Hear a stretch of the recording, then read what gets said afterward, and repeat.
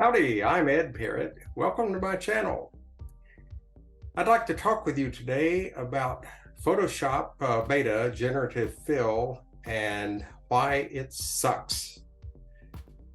I know you've seen lots of videos online of people using Generative Fill and how great it is, and I've used it myself, and it does a lot of things really great. I do like it. Not totally sucks, but there's areas where it does suck. So let's get into it. On my real estate website, I have a section called Market News. I post articles there from a service that I subscribe to, giving all the latest real estate updates. Along with a link to the article, they include a thumbnail to use on my post. Their thumbnails are pretty plain and I think boring, so I like to spice it up a little bit by adding some additional background to the thumbnail. So I'll go in here using the color range selection to mask out their boring background and then delete it. And it's gone now. I had planned to use this stock photo that I already have in my library for the new background, but I needed a for sale sign in the yard. Using the marquee tool, we draw a rectangle in the yard and then select Generative Fill, and I type in real estate for sale sign. Let's see what we get. And this is the three options I got.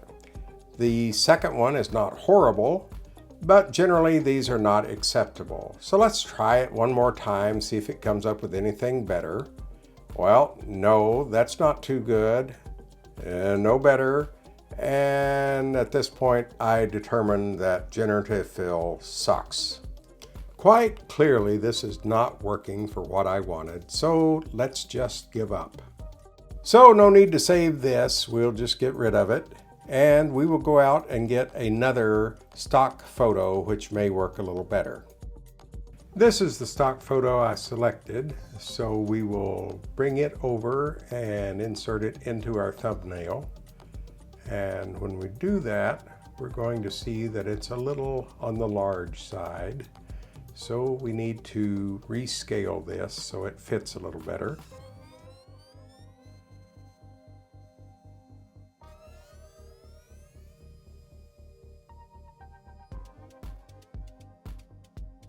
That looks like a pretty good size. So now we'll bring it down under our text layer so that we can see it as well. And I normally bring the opacity down on my background photo so it doesn't interfere with the text layer. And that looks okay, but unfortunately the sign is under my text layer, making it difficult to read. Let's resize a little bit more and see if we can't make it look a little better. And that's looking okay. Let's see here what we get. So, yeah, that I think will do it. The problem is we now have all this white space beyond the edge of the sign, and we need to take care of that problem. So let's select just the sign layer, bring it back to 100% opacity so we can work on it. And using our marquee tool, we'll select all the white space area. Once all the white space is selected, we can go to Generative Fill again, only this time we will allow the program to make its own selection as to what to fill and see what we get. That looks marvelous. I like it a lot. Let's zoom in a little bit to take a closer look. And I don't even need to look at the other two selections, but we will. Nah. I like that one better, so that's what we're going to go with. Since I added a generative fill layer to the sign layer, I need to merge those two together. And we'll do that just by selecting Merge Visible Layers. And that gives me just the one layer, making it a little more simple to work with. So I can go select my opacity and bring it down to allow the text layer to be more prominent.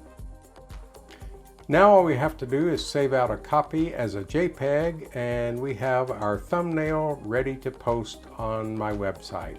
So we'll just call it Inventory Crisis, select JPEG and save, and that's all there is to it.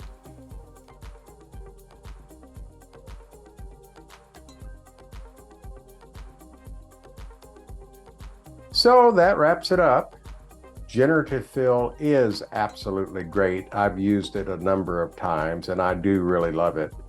But in my opinion, Adobe could stand to put a little more intelligence to go along with the artificial when it comes to entering signs and so forth into a scene. So thanks for watching. If you found this informative and you'd like to see more, smash that subscribe button and click the like as well.